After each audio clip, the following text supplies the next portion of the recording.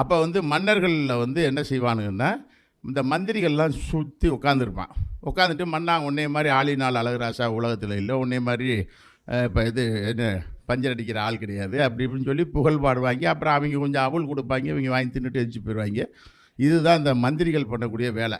உடனே மன்னன் என்ன திரும்ப கேட்பான் அப்படின்னு சொன்னால், மாதம் மும்மாரி மழை பொழித்ததா மந்திரி அப்படிமா.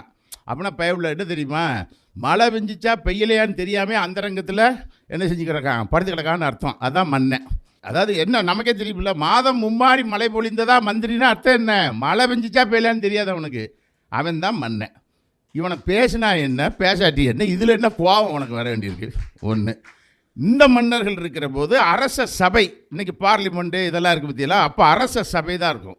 அரச சபையில் மந்திரிகள்லாம் ஒன்றா உட்காந்து கும்மி அடிச்சிட்டு இருப்பானுங்க, மன்னனை பற்றி புகழ்ந்து பாடுவானுங்க, இதெல்லாம் நடக்கும். அப்போ என்ன பண்ணுறாங்கன்னா, மக்களை பற்றி மன்னர்கள் எதுவுமே நினைக்கிறது இல்லை, மக்களை பற்றியே நினைக்கிறது கிடையாது. அப்போ மக்கள் என்ன பண்ணுறாங்கன்னா, பெரும் போராட்டம் நடத்துகிறாங்க. பெரிய பெரிய போராட்டம். முதலில் பிரெஞ்சில் மிகப்பெரிய போராட்டம் நடந்து, அவன் என்ன கோரிக்கை வைக்கிறான் அப்படின்னு சொன்னால், அரச சபையில் மக்கள் குறைகளை பேச வேண்டும், எங்களுக்கு அதற்கு இடம் வேண்டும் என்ற குரல் உலகத்தில் முதலில் பிரெஞ்சில் ஒலிக்கிறது. அப்படி பிரெஞ்சில் அந்த குரல் ஒலிக்கிற பொழுது, அது வரைக்கும் அரச சபை ஒன்றா இருந்த அரச சபையை மக்கள் பிரதிநிதிகள் உள்ளே வர வேண்டும் என்பதற்காக என்ன பண்ணுறான் அப்படின்னு சொன்னால், சரி அவங்களையும் உள்ளே விடுங்க அப்படின்னு சொல்லும்போது, இவன் மந்திரிகள் என்ன சொல்கிறான்னா, பஞ்சப்பராதிகள் சோத்துக்கு வக்கத்தை பயிலுவ இவனுங்க வந்து அரச சபையில் எங்களுக்கு சமமாக அமர்வதா நாங்கள் அனுமதிக்க மாட்டோம்னு இந்த மந்திரிகள் பூரா என்ன செஞ்சிட்டான், இந்த ஈர வெங்காயம் பூரா கத்த ஆரம்பிச்சிட்டான்.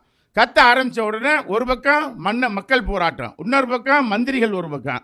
மன்னன் என்ன பண்ணான்னா, எப்பா அவனு நீங்களும் சமமாக இல்லைப்பா, அதனால் சபையை என்ன செய்கிறோம்னா ரெண்டாக பிரிக்கிறோம்.